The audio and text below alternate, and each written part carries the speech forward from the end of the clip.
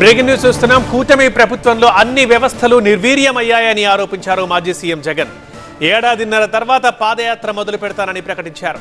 ఏడాదిన్నర పాటు ప్రజల్లోనే ఉంటానన్నారు. ఇక ప్రతి వారం ఒక్కో నియోజకవర్గ కార్యకర్తలతో భేటీ అవుతానన్నారు.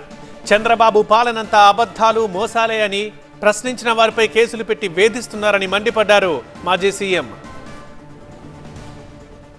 చూస్తా కన్ను మూసుకుని కన్ను తెరిచేసరికి దాదాపుగా 2 సంవత్సరాలు కళ్ళు మూసుకుంటూ అయిపోయింది.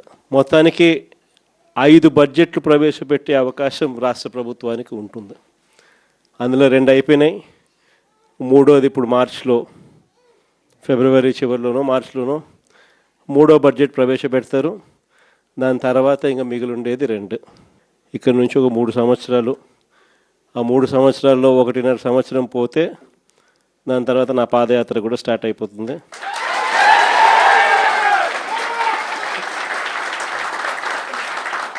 దాని తర్వాత మరో 1.5 సంవత్సరం నేను కూడా ప్రజలతోనే రోడ్ల మీదే ప్రజల్లోనే మమేకమవుతూ ఆ ప్రయాణం కొనసాగుతుంది.